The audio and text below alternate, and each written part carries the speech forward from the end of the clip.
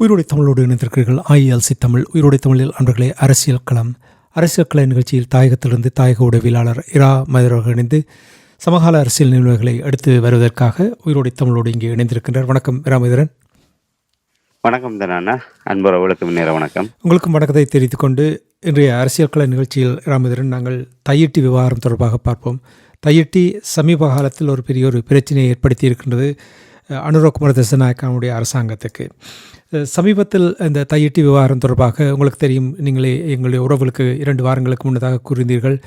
ஆனால் சில நாட்களுக்கு முன்னதாக அனுரகுமார திசாநாயக்காவுடைய அமைச்சர் வடமாகாணம் யாழ்ப்பாணம் வந்த பொழுது அங்கே கலந்துரையாடல் நடைபெற்றது. அந்த கலந்துரையாடலில் தையிட்டி விவகாரம் தொடர்பாக உரையாடப்பட்டதாக கூறப்படுகிறது.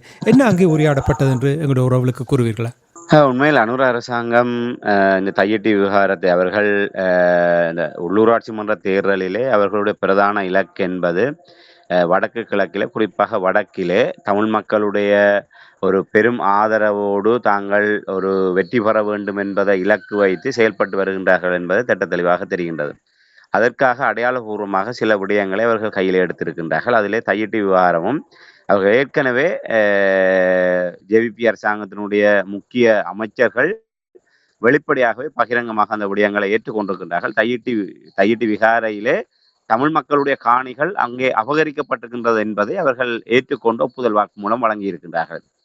ஆகவே அதிலிருந்தே இந்த அரசாங்கம் பின்வாங்க முடியாது. ஆகவே அவர்கள் ஏற்கனவே இந்த நீதி அமைச்சர் கூட தையிட்டி விவகாரத்தில் உரிய நீதி வழங்கப்படும் என்ற ஒரு விடயத்தை கூறியிருக்கின்றார். அதாவது அங்கே காணி தாங்கள் அது தொடர்பான ஒரு ஆராய்ஞ்ச இடத்திலே தமிழ் மக்களுடைய காணிகளும் அங்கே உள்ளடக்கப்பட்டதாக தையிட்டி விகாரை அமைந்திருக்கின்றது. ஆகவே அங்கே அவர்கள் பாதிக்கப்பட்ட மக்களுக்கு காணி வழங்கப்படுமா, இல்லை தையிட்டி விகாரை அகற்றப்படுமா, ஆக்கிரமிப்பு சட்டவிரோதமாக அமைக்கப்பட்ட தையிட்டி விகாரை அகற்றப்படுமா என்ற பதிலெல்லாம் அது அவர்கள் சொல்லவில்லை. நீதி கிடைக்கும் என்று அவர்கள் ஏதோ ஒரு விதத்திலே இவர்களை திருப்திப்படுத்தி, இவர்களை ஏதோ ஒரு விதத்திலே ஒரு இழப்பீடோ இல்லை வேறு அப்படி ஏதாவது ஒரு நிலைப்பாடு. ஏனால் நிச்சயமாக தையிட்டி விகாரையை உடைத்து, இல்லை தையிட்டி விகாரையினுடைய அந்த விஸ்தீரண எல்லையை குறுக்கித்தான் அந்த தமிழ் மக்களுக்குரிய காணிகளை இவர்கள் விடுவிக்க முடியும். அப்படி விடுவித்தால் கூட, வெறும் நிலமாக ஆக்கிரமிக்கப்பட்டிருக்கிற இடங்களை விடுவித்தால் கூட அது தெற்கிழங்கையிலே இவர்களுக்கு பாரிய ஒரு பின்னடைவைத்தான் ஏற்படுத்தும் என்று சொன்னால், அவர்களுக்கு எங்கே என்று காத்து கொண்டிருக்கின்றார்கள் இந்த இனவாத தரப்பினர். இந்த உள்ளூராட்சி மன்ற தேர்தலிலே அனுர அரசாங்கத்தை எதிராக கடும் ஒரு வாக்குச்சரிவை ஏற்படுத்தக்கூடிய விவகாரமாக இந்த விவகாரம் மாறி இருக்கின்றது. ஆகவே அதை இவர்கள் ஒரு சிறுபிள்ளைத்தனமாக கையாளுகின்ற ஒரு தன்மையை அவதானிக்கக்கூடியதாக இருக்கின்றது. அதைத்தான் இந்த யாழ்ப்பாணத்தில் நாகவிகாரையில் ஏற்பாடு செய்யப்பட்ட அந்த கலந்துரையாடலிலே அமைச்சர் பங்கு பெற்றி பின்கதவால் ஓடிய விவகாரமும் ஒரு சிறுபிள்ளைத்தனமாக இந்த தையிட்டி விவகாரத்தை கையாளுகின்றார்களோ என்று எண்ண தோன்றுகின்றது. முதலிலே நாகவிகாரையிலே இவர்கள் ஏன் இந்த கலந்துரையாடலை ஏற்பாடு செய்தார்கள் என்ற ஒரு கேள்வி எழுகின்றது. ஒரு தையிட்டி விவகாரம், அதிலே தமிழ் மக்கள் பாதிக்கப்பட்டிருக்கின்றார்கள். தமிழ் மக்கள் பாரம்பரியமாக தமிழ் மக்களுடைய காணிகள் அபகரிக்கப்பட்டிருக்கின்றது. அது முதலிலே அதை ஒரு பொதுவான என்று அரசாங்கத்தினுடைய அமைச்சர் ஏன் நாகவிகாரையிலே அந்த கலந்துரையாடலை வைக்க வேண்டும்? ஒரு பௌத்த ஒரு ஆதிக்கம் நிறைந்த பகுதியிலே நீங்கள் எதற்காக அந்த கலந்துரையாடலை வைக்க வேண்டும்? அது ஒரு கேள்வியாக இந்த இடத்திலே நாங்கள் முன்வைக்க வேண்டும். அது நடந்த சம்பவம் நேற்று முன்தினம் நீதி அமைச்சர் யாழ்ப்பாணத்துக்கு வருகை தந்து அந்த நாகவிகாரையில ஏற்பாடு செய்யப்பட்ட அந்த தையிட்டி விவகாரம் தொடர்பான கலந்துரையாடலை பங்கு பற்றியதாகவும், அவர் குறிப்பாக ஒரு 10-15 நிமிடங்கள்லாம் அந்த கலந்துரையாடலில் இருந்ததாக பங்கு பற்றியதாக அறியக்கூடியதாக இருக்கின்றது. அவர் தன்னுடைய தரப்பு கருத்துக்களை அங்கே பதிவு செய்துவிட்டு, அந்த பாதிக்கப்பட்ட தரப்பினர், காணி உரிமையாளர்களாக அங்கே இருக்கின்ற தமிழ் மக்கள் பாதிக்கப்பட்ட தரப்பினருடைய கருத்துக்களை செவிமடுக்காமல், அவர்களுடைய கருத்துக்களை தெரிவிப்பதற்கு சந்தர்ப்பத்தை வழங்காது, அவர் அவசரமாக அந்த நிகழ்வு மண்டபத்திலிருந்து பின்கதவு வழியாக அவர் அவசரமாக வெளியேறி சென்றதாக நாங்கள் அறியக்கூடியதாக இருக்கின்றது. அதற்கு அங்கே அவர்கள் வழங்கப்பட்ட காரணம், அந்த நிகழ்வு ஏற்பாட்டாளர்களால் வழங்கப்பட்ட காரணம், இப்போ ஒரு தேர்தல் காலம். தேர்தல் காலம் என்ற அடிப்படையிலே அவர்கள் இந்த விவகாரங்களிலே மே மேலதிகமாக இந்த விடயங்களையும் முன்னெடுக்க முடியாதென்றும், ஆகவே தேர்தலுக்கு பின்னர் இந்த விடயங்கள் கையாளப்படும் என்ற வகையிலே அங்கே கருத்து சொல்லப்பட்டதாகவும் தெரிகின்றது. இதற்கு அங்கே கூடியிருந்தவர்கள் கடும் எதிர்ப்பு தெரிவித்தார். தேர்தல் காலம் என்று முன்னரே தெரியும் தானே!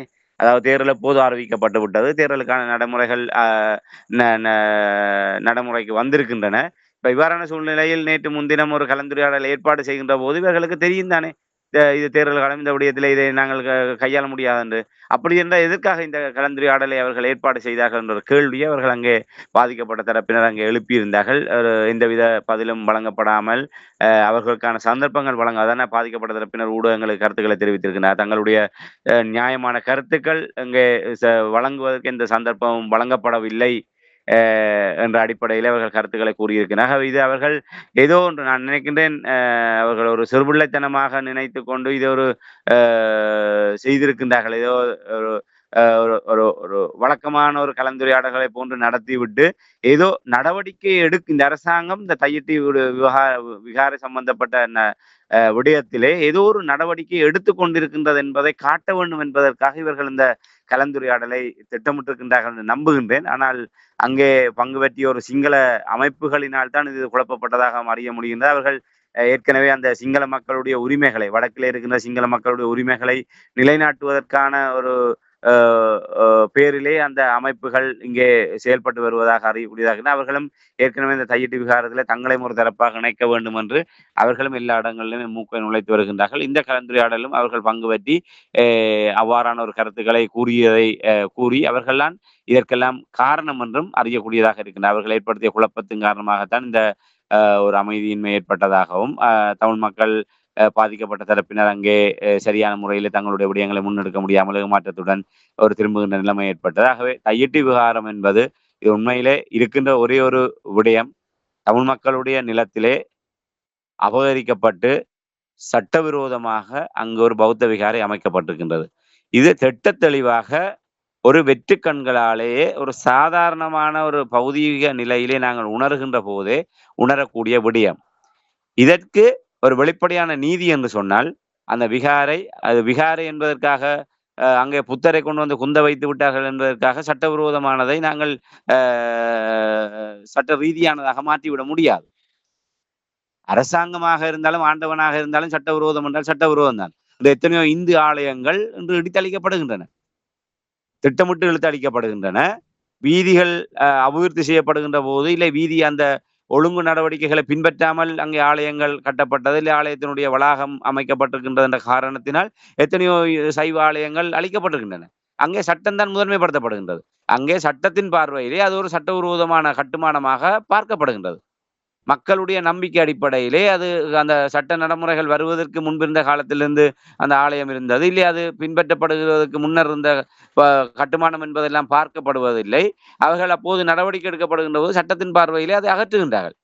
சட்டத்தினுடைய பார்வையிலே இந்த அரசாங்கமே ஏற்றுக்கொள்கின்றது, தையிட்டியிலே மக்களுடைய காணிகள் அபகரிக்கப்பட்டிருக்கின்றது, தமிழ் மக்களுக்கு அநீதி இழைக்கப்பட்டிருக்கின்றது. அவை தமிழ் மக்கள் பெரும்பான்மையாக வாழ்கின்ற பகுதியிலே, சிங்களவர்களே குடியேறாத ஒரு பகுதியிலே இவ்வளவு பிரம்மாண்டமான விகாரை தமிழ் மக்களுடைய காணிகளை அபகரித்து ஏன் கட்டப்பட வேண்டும் என்பதுதான் கேள்வி. அதற்கான பதில் என்பது அது அங்கிருந்து அகற்றப்பட வேண்டும். சட்டத்தின் பார்வையில் அது சட்டவிரோதமான கட்டுமானம். அது பௌத்தராக இருக்கட்டும், இல்லை எவராக இருக்கட்டும். ஆகவே அந்த கட்டுமானம் அங்கிருந்து அகற்றப்படும். ஆகவே நீங்கள் பௌத்த மக்களுடைய மனங்கள் புண்படாத வகையிலே, இல்லை பௌத்த மதத்தினுடைய மாண்பு குலையாத வகையிலே நீங்கள் அதை ஒரு புனிதத்தன்மையோடு நீங்கள் அங்கிருக்கின்ற விக்கிரகங்களை அகற்றி, அதற்கு பின்னர் விக்கிரகங்களை அகற்றிய பிற்பாடு அது வெறுமனே ஒரு கட்டுமானம். அந்த விக்கிரகம் கொண்டு வந்து பிரதிஷ்டை செய்யப்பட்டதுக்கு பிற்பாடுதான் அது விகாரையாக இருக்கட்டும், இல்லை ஆலயமாக இருக்கட்டும், இல்லை தேவாலயமாக இருக்கட்டும், இல்லை பள்ளிவாசலாக இருக்கட்டும், அதுக்குரிய புனிதத்தன்மை என்பது அதற்கு பின்னர் தான் கொண்டு வரப்படுகின்றது. அதுவரை அது வெறுமனே ஒரு கட்டிடம் தான்.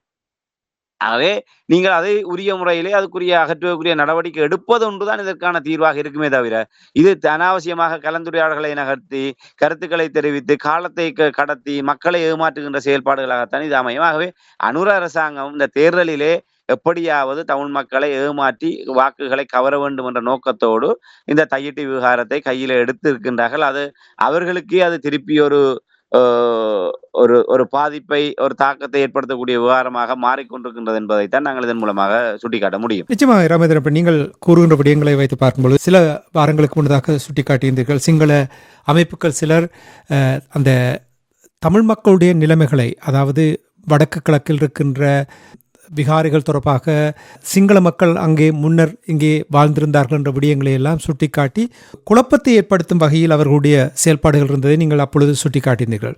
அவர்கள் கூறுகிறார்கள் என்றால், தமிழ் மக்கள் தெற்கிழங்கையில் வாழக்கூடியதாக இருக்கின்றனால் ஏன் சிங்கள மக்கள் வடக்கு கிழக்கில் வாழக்கூடாது என்பதுதான் அவர்களுடைய கருத்தாக இருக்கின்றது. அப்போ அதிலும் ஒரு நியாயமான ஒரு கோரிக்கை ஒன்று முன்வைக்கப்படுகின்றது தானே, அதை எவ்வாறு பார்க்கிறீர்கள்? இல்ல, இந்த இடத்திலே நாங்கள் ஏற்கனவே கடந்த பல ஆண்டுகளாக இந்த மனோகணேசன் போன்றவர்கள் அவர்கள் இடைக்கிட அவர்கள் ஒரு தேசிய அரசியலிலே தங்களை நிலைநிறுத்துவதற்காக காலத்துக்கு காலம் வேடதாரிகளைப் போன்று கருத்துக்களை கூறக்கூடிய ஒருவர் தான் மனோகணேசன்.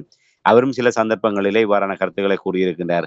ஏன் கொழும்பு போன்ற இடங்களிலே இந்து ஆலயங்கள் இருக்கின்றது என்று சொன்னால், ஏன் வடக்கிலே பௌத்த விகாரைகள் இருக்கக்கூடாது? ஏன் அப்படியான ஒரு கருத்துக்களை மனோகணேசன் சில சந்தர்ப்பங்களிலே அவர் தன்னை அறிந்து கூறினாரா, அறியாமல் கூறினாரா தெரியா, அவ்வாறு கூறியிருக்கின்றார். இதே கருத்து பெரும்பாலானவர்கள் இந்த தங்களை, அதாவது வடக்கிலே, குறிப்பாக வடக்கு கிழக்கு என்பதை விட கிழக்கிலே ஏற்கனவே சிங்கள ஆக்கிரமிப்புகள் என்று சிங்களத்திடம் முற்றுமுழுதாக பறிபோகின்ற ஒரு நிலைமையிலே இப்போது மட்டக்களப்பு மட்டும்தான் எஞ்சி இருக்கின்ற ஒரு நிலைமை இருக்கின்றது. இப்போது வடக்கை குறிவைத்து குறிப்பாக வடக்கிலே இப்போ வவுனியா, மன்னார் போன்ற, முல்லைத்தீவு போன்ற மாவட்டங்கள், எல்லையோர பகுதிகளிலே சிங்கள ஆக்கிரமிப்புகள் வலுவாக வந்துவிட்டது. ஏற்கனவே முல்லைத்தீவிலே வெளியோயா என்கிற பிரதேச சபையை உருவாக்கப்பட்டு விட்டது. அதேபோன்று வவுனியாவிலே எல்லைப்புறத்திலே ஒரு சிங்கள பிரதேச சபை முற்றுமுழுதாக உருவாக்கப்பட்டு விட்டது. அதே பிரதேச செயலகம். அதே போன்று மன்னாரிலும் அங்கே சிங்கள இருக்கின்றது. கிளிநொச்சியும் யாழ்ப்பாணம் மட்டும்தான் இப்ப எஞ்சி இருக்கின்றது. அதுல கிளிநொச்சி கூட அவர்களுக்கு பெரிய விடயம் அல்ல. யாழ்ப்பாணம் தமிழ் மக்களுடைய ஒரு கலாச்சார தலைநகரமாக திகழ்கின்றது. ஆகவே யாழ்ப்பாணத்தை குறிவைத்து அவர்கள் செயல்படுகின்ற தன்மைகள் இருக்கின்றது. ஆகவே அதை அடிப்படையாக வைத்துக்கொண்டு பல ஆண்டுகளுக்கு முன்னர் யாழ்ப்பாணத்திலும் சிங்கள மக்கள் வாழ்ந்திருக்கின்றார்கள். சரத் வீரசேகர கூட அண்மையில இந்த விடயங்கள் தையடி விவகாரம் தொடர்பாக பேசுகின்ற போது சிங்கள மக்களுடைய உரிமை அங்கே மறுக்கப்படுகின்றது. அதற்காக அரசாங்கம் செயல்பட வேண்டும். அங்கே யாழ்ப்பாணத்தில் இருந்த சிங்கள மக்கள் மீண்டும் குடியேறுவதற்கு அனுமதிக்கப்பட வேண்டும், அவர்களுடைய காணிகள் வழங்கப்பட வேண்டும் என்பதாக அவர் அங்கே கருத்துக்களை கூறி இந்த விடயங்களை எல்லாம் நாங்கள் பார்த்திருக்கணும். அதே போன்றுதான் இப்போது நேற்று முன்தினம் நடைபெற்ற இந்த கலந்துரையாடல் குழப்பது கூட இந்த சிங்கள அமைப்புகளான் காரணம் என்று சொல்லப்படுகின்றது. அவர்களும் இந்த விடயத்தை குறிக்க கொழும்பு உள்ளிட்ட இடங்களிலே தமிழ் மக்கள் இருக்கலாம் என்று சொன்னால், ஏன் யாழ்ப்பாணம் உள்ளிட்ட பகுதிகளிலே சிங்கள மக்கள் வாழக்கூடாது? ஆகவே இங்கே இருந்த சிங்கள மக்களுடைய காணி அவர்கள் வாழ விரும்புகின்றார்கள், அவர்களுடைய காணிகள் வழங்கப்பட வேண்டும் என்ற அடிப்படையில் அவர்கள் கருத்தை கூறியிருக்கின்றார்கள். இது மேலோட்டமாக பார்த்தால் கூட இதுல எந்தவித அடிப்படை நியாயமே இல்லை என்பதை நாங்கள் கூற வேண்டும். முதலிலே ஒரு விடயம், இலங்கை என்பது தமிழ் மக்களுடைய தாய்நாடு. தமிழ் மக்கள் முற்றுமுழுதாகவே இலங்கை தீவை ஆட்சி செய்து ஒரு தேசமாக வாழ்ந்த இடம்தான் இலங்கை தீவு. அது எல்லோருக்குமே தெரிந்த விடயம். அந்நிய ஆக்கிரமிப்பு வருகின்ற போது இலங்கை எவ்வாறு இருந்தது, அதற்கு முற்பட்ட காலத்தில் எப்படி இருந்தது? அப்போது கூட 3 ராசதானிகள் இருந்தது. 3 ராசதானிகள், 2 ராசதானிகள் தமிழ் மக்களுடைய ஆட்சியும், ஒரு ராசதானி சிங்கள ஆட்சியும் தான் இடம்பெற்றது. வெள்ளாளன் அவர்கள் கிறிஸ்துவுக்கு முற்பட்டதிலிருந்து கிறிஸ்துவுக்கு பிற்பட்டது வரை கிட்டத்தட்ட 44 ஆண்டுகள் இலங்கையை ஒரு குடைகள் ஆட்சி செய்த போது, அது வெள்ளாளன் என்கின்ற ஒரு தமிழ் மன்னனுடைய ஒரு ஒரு ஆட்சி பரிபாலனத்துக்கு ஒட்டுமொத்த இலங்கையுமே இருந்தது. எவ்வாறு விஜய மன்னன் தன்னுடைய விஜயன் தோழர்களோடு அங்கிருந்து கலைக்கப்பட்டு கடல் வழியாக இங்கே வந்தது, அத வரும்போது இங்கே தமிழ் மக்கள் எப்படி இருந்தார்கள் என்றெல்லாம் வரலாறு இருக்கின்றது. அப்படி இருக்கின்ற போது அந்த வரலாறுகளை எல்லாம் மூடிவிடு. நாங்கள் தொன்று தொட்டு இலங்கையினுடைய சகல இடங்களிலுமே தமிழ் மக்கள் பாரம்பரியமாக வாழ்ந்தவர்கள். எங்களுடைய இடங்கள் என்று நாங்கள் குறுகலா இன்று வடக்கு கிழக்கு நீங்கள் பார்த்தீங்களானால் ஒட்டுமொத்த இலங்கை தீவு தமிழர்களுடைய நாடாக இருந்து பின்னர் ஆயுத போராட்டம் வீழ்ச்சி பெற்ற போது வடக்கு கிழக்கு என்பது தமிழ் மக்களுடைய தாயக பிரதேசமாக ஒரு வரையறுக்கப்படுகின்ற நிலைமை உருவானது. அது அந்த சமகாலத்திலே தமிழ் மக்கள் வாழ்கின்ற நிலைமையை வைத்துக் கொண்டு அப்போது கூட நீங்கள் பார்த்தீங்களானால் புத்தளம் தாண்டி சிலாபம் வரை தமிழீழத்தினுடைய எல்லையாக வரையறுக்கப்பட்டிருந்தது. இந்த ஆயுத போராட்டம் வீழ்ச்சிக்கு பின்னர் வடக்கு கிழக்கு என்பது கூட, அதாவது தமிழ் மக்களுடைய தாயக பிரதேசம் என்பது அந்த புத்தளம் நீக்கப்பட்டதாக தான் வடக்கு கிழக்கு என்பது அடையாளப்படுத்தப்படுகின்றது. ஆகவே எங்களுடைய கண்ணுக்கு முன்னாலே இன்று புத்தளம், சிலாபம், நீர்கொழும்பு போன்ற பகுதிகள் எல்லாமே தமிழ் பிரதேசங்கள், தமிழ் மக்கள் பூர்வீகமாக வாழ்ந்த இடங்கள். இன்று அந்த இடங்கள் கூட தமிழ் மக்களுடைய வடக்கு கிழக்கு என்கின்ற அந்த வரையறையை விட்டு திட்டமிட்டு நீக்கப்பட்டு விட்டது. ஆகவே கண்ணுக்கு முன்னாலே இவ்வளவு விடயங்கள் நடைபெற்றுக் கொண்டிருக்கின்ற போது, இன்று கொழும்பிலே இன்று மாத்தளை முத்துமாரியம்மனாக இருக்கட்டும், இல்லை சிலாபத்திலே இருக்கின்ற முன்னேஸ்வரம், தாந்தோன்றீஸ்வரம் ஆலயங்களாக இருக்கட்டும், எப்படியோ பல வரலாற்று ரீதியாக தொன்மை வாய்ந்த ஆலயங்கள் எல்லாம் இருக்கின்றது. இவையெல்லாம் இடைநடுவிலே புத்தரை போன்று ஆக்கிரமித்து வந்து அமைக்கப்பட்ட ஆலயங்கள் அல்ல. அந்த காலப்பகுதிகளில் அதுக்கு முற்பட்ட பல நூற்றாண்டுகளாக பல காலாதி காலமாக அங்கே மரபு வழியாக வாழ்ந்த தமிழ் மக்களால் அமைக்கப்பட்ட ஆலயங்கள் அவை.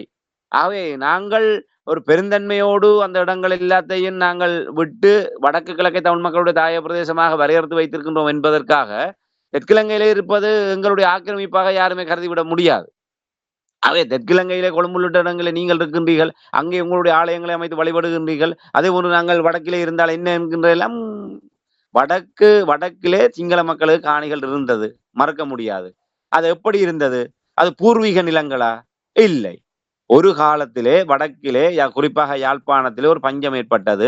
ஒரு மிகப்பெரிய ஒரு அழிவு ஏற்பட்டது. அந்த காலப்பகுதிகளிலே தமிழ் மக்கள் தங்களுடைய காணிகளை அவர்கள் விற்றுவிட்டு அவர்கள் வேறு இடங்களுக்கு இடம்பெயர வேண்டிய ஒரு சூழ்நிலை ஏற்பட்ட போது, அந்த பகுதிகளிலே இருந்த ஏதோ ஒரு விதத்திலே தொழில் நிமித்தமாக இருந்த சிங்களவர்கள் அந்த காணிகளை வாங்கி இருக்கின்றார்கள். வாங்கி ஒரு குறிக்கப்பட்ட காலத்துக்கு பின்னர் அவர்களால் இங்கே ஒரு வாழ முடியாத சூழ்நிலையிலே மீண்டும் தமிழ் மக்களிடமே விற்றுவிட்டு அவர்கள் சென்று விட்டார்கள். அப்படியான ஒரு இடைநடுவிலே ஒரு கைமாற்றம், அதாவது ஒரு விற்பனை நடவடிக்கையினூடாக ஒரு பரிமாறப்பட்ட ஒரு நிலைதான் இருக்கின்றதே தவிர, கொழும்பிலே இருக்கின்ற தமிழ் மக்களுடைய காணிகளை பார்த்தீர்களானால் அங்கே இவ்வாறு யாரும் சிங்களவரிடம் விற்று தமிழ் மக்கள் வாங்கிய வரலாறு அல்ல. அங்கே பாரம்பரியமாகவே தமிழ் மக்களுடைய காணிகள் சொத்துக்களாகத்தான் அவை இருக்கும்.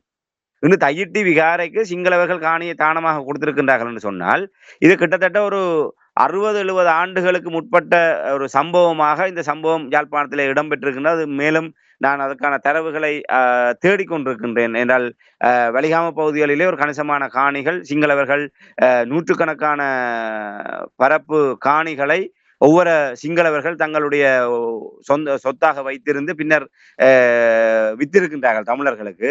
அது அவர்கள் வாங்கியது ஒரு தமிழர்களிடம். அது ஏன் விற்கப்பட்டது, எதற்காக அந்த சூழ்நிலை விற்கப்படுகின்ற சிங்களவரிடம் கைமாறி என்ற விடயங்கள் இன்னும் அது ஒரு அறிய முடியாத ஒரு நிலைமை இருக்கின்றது.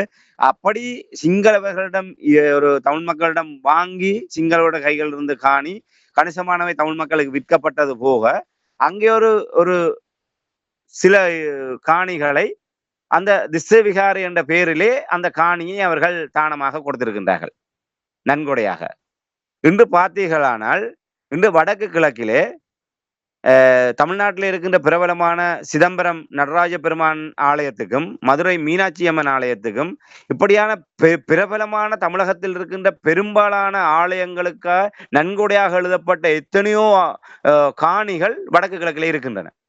இன்று நீங்கள் வடக்கிலே ஒரு இடத்தை நீங்கள் வாழ்ந்து கொண்டிருக்கின்றீர்களாக இருந்தால், நீங்கள் மானசீகமாக நீங்கள் சிதம்பரம் நடராஜேஸ்வரரை நீங்கள் தரிசிக்கின்றீர்களாக இருந்தால், நீங்கள் உங்களுக்கு பின்னர் உங்களுடைய ஆதனத்தை சிதம்பரத்தானுக்கு நான் நன்கொடையாக எழுதி வைக்கின்றேன் என்று உறுதியை எழுதி வைத்து அவர்கள் மரணித்ததுக்கு பிற்பாடு இன்று பல இன்று யாழ்ப்பாணத்திலே எல்லோருக்குமே தெரிந்தபடியா இன்று மதுரை மீனாட்சி அம்மனுக்கும் இவ்வாறு பல ஆலயங்களுக்கு சொந்தமான காணிகள் இங்கே இருக்கின்றன. அதற்காக இங்கே மதுரை மீனாட்சி அம்மன் ஆலயம் இருந்தது என்று நாங்கள் அர்த்தம் கொள்ள முடியுமா? இல்லை சிதம்பரம் நடேஸ்வரர் ஆலயம் வந்து இங்கே இருந்தது என்று நாங்கள் சொல்ல முடியுமா? அவர்கள் அந்த தெய்வத்தின் மீது கொண்ட பற்று காரணமாக தங்களுடைய சொத்துக்களை தங்களுக்கு பின்னர் என்று பலர் தங்களுடைய பிள்ளைகள் வாரிசுகள் இல்லாதவர்கள் ஒன்று அனாதை இல்லங்களுக்கு, அதாவது இந்த முதியோர் இல்லம் உள்ளிட்ட இவ்வாறான இல்லங்களுக்கு தானமாக எழுதி வைப்பார்கள். இல்லை பொது நோக்கோடு செயற்படுகின்ற தரப்பினருக்கு நன்கொடையாக எழுதி வைப்பார்கள். சில பேர் இப்படியாக தங்களுக்கு விருப்பமான ஆலயங்களுக்காக அந்த தங்களுடைய காணிகளை தங்களுக்கு பின்னர் அவர்கள் எழுதி வைத்தார்கள். அப்படி அவர்கள் மதுரை மீனாட்சி அம்மன் மீதும் சிதம்பர நடராஜர் மீதும் இன்னும் பல்வேறு தமிழகத்தில் இருக்கின்ற ஆலயங்கள்ல இருக்கின்ற அந்த மூலவருடைய பெயரிலே இந்த காணிகளை அவர்கள் தானமாக எழுதி வைத்து விட்டு அவர்கள் இறந்து விட்டார்கள். பல 100 ஆண்டுகள் கடந்தும் விட்டது. அதே போன்ற ஒரு நிலைமையில் தான் இவர்கள் இங்கே இருந்த சிங்களவர்கள் அவர்கள் தங்களுடைய பகுதிகளிலே இருந்த ஒரு திஸ்ஸவிகாரை என்கின்ற ஒரு விகாரையை மனதில் வைத்துக் கொண்டு அந்த விகாரைக்காக நாங்கள் நன்கொடையாக இந்த காணியை வழங்குகின்றோம் என்று அவர்கள் வழங்கிவிட்டு சென்று விட்டார்கள்.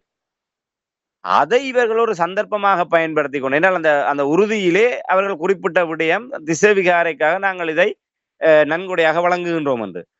அதற்காக திசை விகாரை அந்த காணியை ஆதனத்தை பராமரிக்கலாம் என்று மதுரை மீனாட்சி அம்மனும் ஆலயமும் ஆலய நிர்வாகமும் சிதம்பர ஆலய நிர்வாகமும் வந்து வடக்கு கிழக்கிலே காணிகள் இருக்கின்றதற்காக இங்கே ஒவ்வொரு கோயிலை அவர்கள் அமைத்து விட முடியுமா? அவர்கள் சட்ட ரீதியாக அந்த விடயங்களை அணுக முடியுமாக இருந்தால் அந்த ஆதனங்களை தங்களுடைய ஆலய நிர்வாகத்தினுடைய நியாயாதிக்க கட்டுப்பாட்டுக்குள் கொண்டு வந்து அதை ஒரு ஆன்மீக ரீதியாகவோ இல்லை சமூகம் சார்ந்த விடயங்களுக்காகவோ அந்தந்த பிரதேச சூழலுக்கு அமைவாக அதை அவர்கள் பயன்படுத்தலாமே தவிர இல்லை யாருக்கு குத்தகைக்கு கொடுத்து விட்டு அதன் மூலமாக தங்களுடைய ஆளுகை அவர்கள் தொடர்ச்சியாக பேண முடியுமே தவிர அதற்காக பலவந்தமாக கொண்டு வந்து அவர்கள் ஒன்றை அமைக்க முடியாது. இப்ப இது அப்படியான ஒரு பின்னணியில் தான் இந்த திசைவிகாரைக்கான காணிகள் நன்கொடையாக வழங்கப்பட்டிருக்கின்றன.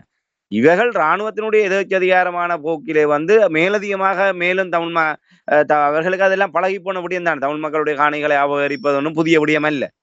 இன்று பல ஆயிரக்கணக்கான ஏக்கர் இன்றும் வடக்கு மாகாணத்திலே இராணுவத்தினரால் வல்வளைப்பு செய்யப்பட்டிருக்கின்றது. ஆகவே அதிலே திசைவிகாரைக்கு தமிழ் மக்களுடைய காணிகளை அபகரிப்பது என்பது அவர்களுக்கு ஒரு பெரிய விடயம் அல்ல. இராணுவத்துக்கு கொடுக்கப்பட்ட நிகழ்ச்சி நிரல். இங்கே வடக்கிலே வந்து ஒரு மிக பிரம்மாண்டமான விகாரை அங்கே அமைக்கப்பட வேண்டும். அதற்கு ஒரு சின்ன ஒரு தோற்றுவாய் அவர்களுக்கு இந்த நன்கொடையாக வழங்கப்பட்ட சிங்கள மக்களால் வழங்கப்பட்ட காணி இருக்கின்றது.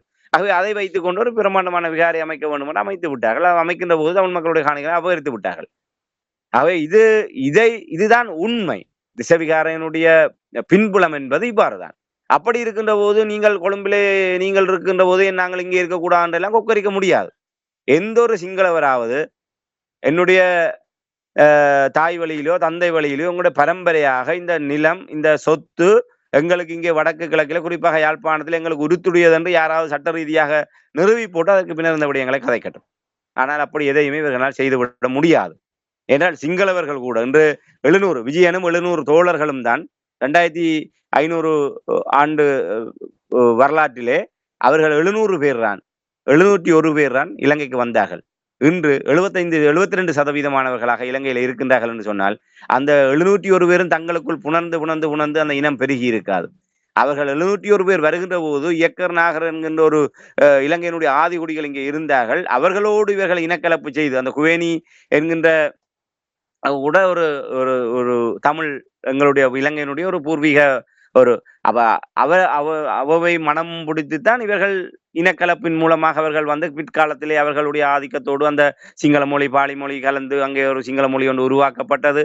அது உருவாக்கப்பட்டு அவர்கள் தங்களுக்கான மெல்லமாக ஒரு தனித்துவமான ஒரு நிலைமையை நோக்கி வருகின்ற போது இன்று பெரும்பான்மையிலே எண்ணிக்கின்ற அடிப்படையில் அவர்கள் இருக்கின்றார்கள். அதுக்காக அவர்களுடைய பூர்வீகத்தை பதிவு தென்னிலங்கையிலே அவர்கள் காளியையும் வழங்குகின்றார்கள், விநாயகரையும் வழங்குகின்றார்கள், முருகனையும் வழங்குகின்றார்கள் என்று சொன்னால் அவர்களுடைய தாயோ தந்தையோ பேரன் பேத்தியோ அவர்கள் தமிழர்களாக இருந்து சிங்களவர்களாக மாறியவர்கள் இல்லை. அவர்களுடைய குடும்பத்திலே ஏதோ ஒரு கலப்பு வந்து தமிழ் சார்ந்து சைவம் சார்ந்து இருக்கின்றது.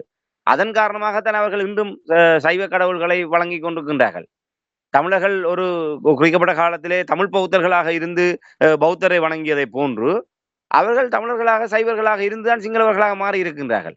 ஆகவே இந்த இலங்கையில சிங்களவர்களுக்கு ஒரு பாரம்பரியம் கிடையாது. அது சிங்கள பகுதியிலே அவர்கள் இருக்கின்றார்கள். அதுக்காக வடக்கிலே வந்து யாழ்ப்பாணத்திலே வந்து அவ்வாறான ஒரு பாரம்பரியத்தோடு ஒரு பல நூற்றாண்டு கால வரலாற்று பின்புலத்தோடு தாங்கள் இது மரபு வழியாக எங்களுக்குரிய நிலம் என்று யாருமே உரிமை கொண்டாடிவிட முடியாது. இடைநடுவே ஏதோ ஒரு காரணத்துக்காக அவர்கள் உரிமையாளர்களாக வந்திருக்கின்றார்கள். அதை மட்டுமே வைத்துக்கொண்டு நாங்கள் வடக்கிலே ஏன் நாங்கள் வாழக்கூடாது, எங்களுடைய விருப்பத்தை நிறைவேற்ற வேண்டும் என்று எவருமே கேட்பதிலே எந்தவித நியாயமும் இல்லை. இது என்னென்றால் மீண்டும் ஒரு இனவாத ரீதியான ஒரு கொதிநிலையை ஏற்படுத்தி மீண்டும் இலங்கையை ஒரு 75 ஆண்டு கால பின்னோக்கிய இரத்த சரித்திரத்தை நோக்கி இவர்கள் அழைத்து செல்வதற்கு தான் இவர்கள் முற்படுகின்றார்கள். அந்த ஆட்சி மாற்றம் என்பது இனவாத தரப்பினருக்கு ஒவ்வாத ஒரு நிலைமையை ஏற்படுத்தி இருக்கின்றார். ஆகவே மீண்டும் இவ்வாறான ஒரு இரத்த களரியை ஏற்படுத்தி அதன் மூலமாக இலங்கையிலே தங்களுடைய இழந்து போன ஆட்சிகளை கொண்டு வர வேண்டும் என்று தவியாய் தவிக்கின்ற அந்த இனவாத தரப்பினருடைய தூண்டுதலின் பேரில் தான் இப்படியான விடயங்கள். சரத் வீரசேகர ஒருவரே போதும், அவருடைய பினாமிகளாகத்தான் இது போன்ற அமைப்புகள் உடைய கூக்குரல்களை நாங்கள் பார்க்க முடியுமே தவிர அதில் எந்த ஒரு அடிப்படை நியாயம் இருப்பதாகவும் நாங்கள் கருதிவிட முடியாது. நீங்கள் கூறிய ஆதி காலத்திலிருந்து தமிழர்களான அந்த நாட்டில் இருந்தார்கள் என்ற விடயங்களை கூறும் பொழுது ஒவ்வொரு கட்டமும் நாங்கள் பேசும் பொழுது எல்லா அதிகாரமும் தமிழர் தரப்பில் தான் இருந்தது. தமிழ் பௌத்தம் என்று ஆரம்பித்தது என்று சொன்னார்கள். தமிழர்கள் ஆண்ட அந்த தீவு. இப்போ இவை எல்லாவற்றையும் பார்க்கும் பொழுது எல்லா அதிகாரமும் தமிழரிடமிருந்து கொஞ்சம் கொஞ்சமாக எல்லாம் பறிபோய்விட்டது. அதற்கு யார் பொறுப்பு எனக்கு தெரியவில்லை. ஆனால் இப்போ நீங்கள் இந்த தையிட்டி விவகாரம் தொடர்பாக கூறும்பொழுது ராமேஸ்வரன், இராணுவம் ஒரு சவாலாக இருப்பது போல் தெரிகின்றது. உங்களுக்கு தெரியும், அந்த கட்டிடம் திறப்பு விழாவுக்கு அங்கே வந்திருந்த பொழுது தமிழ் மக்கள் போராடிய பொழுது இராணுவம் அங்கிருந்து அகன்று சென்றார்கள். ஆனால் இப்போ இராணுவம் தன்னிச்சையாக அங்கே இலங்கை தீவில் செயற்படுவது போல் சிலர் கூறுகிறார்கள். அரசாங்கம் இந்த பிரச்சனைகளை தீர்க்க வேண்டும் என்று முடிவு எடுத்தாலும் இராணுவம் ஒரு சவாலாக இங்கே அமைந்திருக்கின்றது என்று நீங்கள் நம்புகிறீர்களா? உண்மைதான். ஏற்கனவே அமைச்சரவை பேச்சாளரே இந்த விடயத்தை வெளிப்படையாக கூறியிருக்கின்றார். இந்த தையிட்டி விவகாரத்திலே தாங்கள் நேர்மையாக, நீதியாக செயல்பட வேண்டும் என்று விரும்புகின்றோம். தமிழ் மக்கள் அங்கே பாதிக்கப்பட்டிருக்கின்றார்கள். அவர்களுக்குரிய நீதி வழங்குவதற்கு நாங்கள் நடவடிக்கை எடுத்துக் கொண்டிருக்கின்ற நேரத்திலே, இராணுவம் இந்த விடயத்திலே ஒரு இணக்கமான நிலைமை ஏற்படுத்த விரும்பவில்லை. இராணுவ தரப்பிலிருந்து ஒரு ஒத்துழையாத தன்மை இருக்கின்றது. அதனுடைய பிரதிபலிப்பு தான் அந்த கட்டட திறப்பு விழா. ஆக அந்த கட்டட திறப்பு விழா கூட அரசாங்கத்தினுடைய கையை மீறி இராணுவ தரப்பினருடைய மேலாதிக்கத்தினுடைய ஒரு திட்டமிடலில் தான் இது நடைபெற்றிருப்பதை அந்த கருத்தினூடாக அறியக்கூடியதாக இருக்கின்றது. இன்று தையிட்டி விகாரை உங்களுக்கு தெரியும். அந்த தையிட்டி விகாரைக்கான அடிக்கல் நாட்டப்படுகின்ற போது சவேந்திர சில்வா தான் இராணுவ தளபதியாக இருந்தார். நேரடியாக சவேந்திர சில்வா தையிட்டிக்கு வருகை தந்து அவர்தான் அடிக்கல் நாட்டி அதுக்கான ஒரு பணியை அவர் ஆரம்பித்து வைத்திருந்தார். ஒரு முற்றுமுழுதாகவே ஒரு இராணுவ பிரசன்னத்தோடு, இராணுவ ஆக்கிரமிப்போடு தான் அந்த தையிட்டி விகாரைக்கான அடிக்கல் நாட்டப்பட்டது. அப்போது நாட்டப்படுகின்ற போதே இந்த பாதிக்கப்பட்ட தரப்பினர் தங்களுடைய ஒரு நியாயமான கோரிக்கைகளை முன்வைத்திருந்தார்கள். அது எதுவுமே கவனத்தில் எடுக்கப்படாத ஒரு நிலைமை இருந்தது. எங்களுடைய தமிழ் பாராளுமன்ற உறுப்பினர்களும் அதிலே ஒரு வாழாது இருந்தார்கள். அத்தனை பேருமே அப்போது இருந்த தமிழ் பாராளுமன்ற உறுப்பினர்கள் எல்லோருக்குமே அந்த பாதிக்கப்பட்ட தரப்பினர் தங்களுடைய கோரிக்கைகளை வழங்கியிருந்தார்கள். அப்போது எவருமே அதை எதிர்த்து போராடவில்லை. அது கட்டி முழுமை பெற்று அது ஒரு திறந்து வைக்கப்படுகின்ற நேரத்தில் தான் தமிழ் தரப்பு விழித்துக் கொண்டதோ, இல்லை அதை ஒரு அரசியலாக பயன்படுத்த வேண்டும் என்ற நோக்கத்தோடு அவர்கள் போராட முன்வந்தார்கள். ஆகவே இராணுவம் ஆரம்பத்திலிருந்தே அதுக்கு அடிக்கல் நாட்டியதிலிருந்து இன்று வரை அது இராணுவத்தினருடைய விகாரையாகத்தான் அது இருக்கின்றது. அது ஒரு பௌத்த மடாலயமாகவோ, இல்லை ஒரு இயல்பாக ஒரு பௌத்த விகாரை என்பது பௌத்த ஒரு பிக்குகளுடைய கட்டுப்பாட்டிலோ, இல்லை ஒரு விகாராதிபதியினுடைய கட்டுப்பாட்டிலோ அது இருப்பதுதான் வளமை. ஆனால் இங்க இராணுவம் ஒரு விகாரையை கட்டிவிட்டு, இராணுவம் ஒரு விகாராதிபதியை கொண்டு வந்து அங்கே இருத்தி விட்டு அவர்கள்தான் நிர்வாகத்தை நடத்துகின்றார்கள். அந்த விகாராதிபதி இருக்க வேண்டுமா, நிற்க வேண்டுமா, இல்லை தூங்க வேண்டுமா என்பதை இராணுவம் தான் தீர்மானிக்கின்றது. ஆகவே அந்த தையிட்டி விகாரை என்பது ஒரு இராணுவத்தினுடைய ஒரு அலகு. ஒரு இராணுவத்தினர் இப்ப இலங்கை இராணுவத்திலே ஒரு ஒரு 54வது படையணி இருக்கின்றது, 55வது படையணி இருக்கின்றது. அதே போன்று ஏதோ ஒரு அந்த வழி வடக்கிலே இருக்கின்ற அந்த இராணுவ பிரிவினுடைய ஒரு உபபிரிவாக, இல்லை ஒரு கட்டமைப்பாக அந்த விகாரை அவர்கள் அமைத்து அவர்கள் தங்களுடைய கட்டுப்பாட்டில் வைத்திருக்கிறார்கள். அது ஒரு தனி நிர்வாகமாக வடக்கிலே இராணுவம் செயல்படுகின்றது என்பதை இதன் மூலமாக நாங்கள் அறியக்கூடியதாக இருக்கின்றது. ஏற்கனவே இதே நிலைமைதான். ஆனால் அவர்கள் அந்த இராணுவத்தோடு ஒத்துப்போய் அரசாங்கம் அந்த பலகீனத்தை மறைத்தது.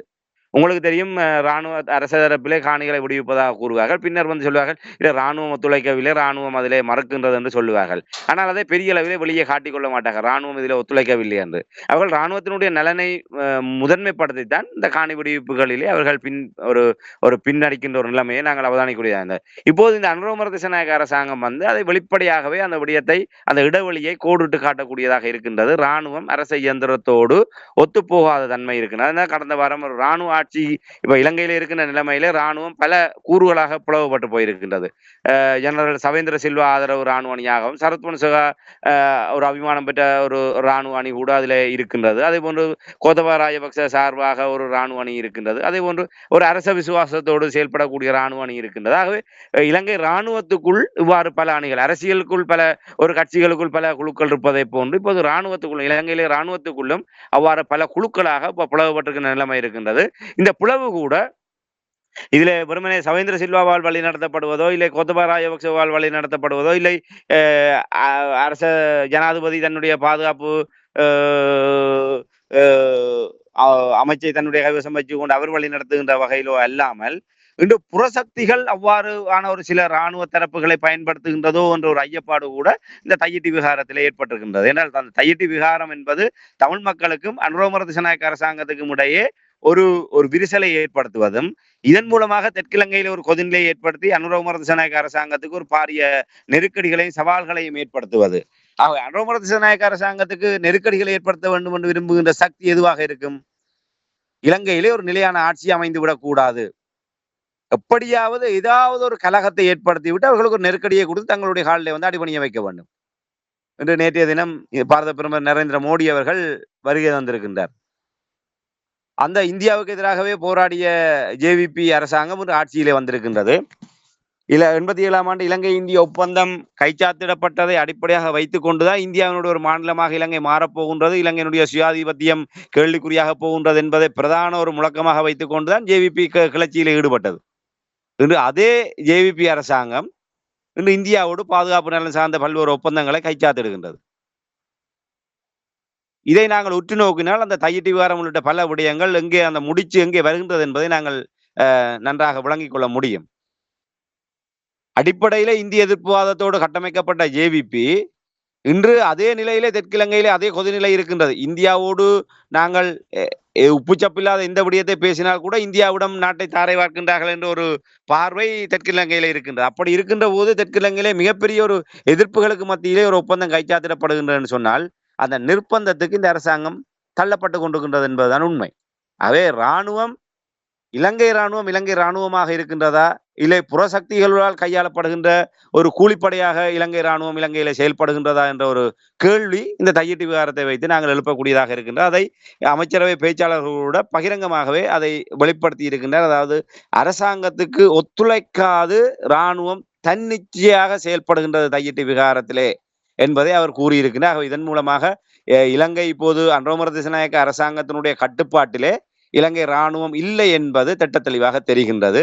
இதன் மூலமாக தமிழ் மக்கள் இதில் உணரக்கூடிய விடயம் என்னவென்று சொன்னால், காணிகளை விடுவிப்போம், அதை செய்வோம், இதை செய்வோம் என்று இவர்கள் கூறுகின்ற இந்த அத்தனையும் தேர்தல் கால நாடகம். உள்ளூராட்சி மன்ற தேர்தல், அதுக்கு பின்னர் மாகாண சபை தேர்தல் வரப்போகின்றது. எப்படி இருந்தாலும் இன்னும் அடுத்து வருகின்ற சில வருடங்கள் ஒரு தேர்தல் ஆண்டுகளாகவே கடக்கின்ற நிலைமையிலே அந்த ஒட்டுமொத்த அலகுகளையும் என்பிபியினுடைய ஆளுகைக்குள் கொண்டு வருகின்ற அந்த தங்களுடைய திட்டத்தை நிறைவேற்றுகின்ற வரை அவர்கள் இப்படியான வாய் வார்த்தைகள் மூலமாக அவர்கள் தமிழ் மக்களை ஏமாற்றிக் கொள்ளத்தான் முற்படுவார்கள். ஆகவே நடைமுறை யதார்த்தம் என்பது அனுரகுமார திசாநாயக்க கையொப்பமிட்டு சொன்னால் கூட இராணுவம் இங்கே காணியை விட தயாராக இல்லை. இதான் உண்மை.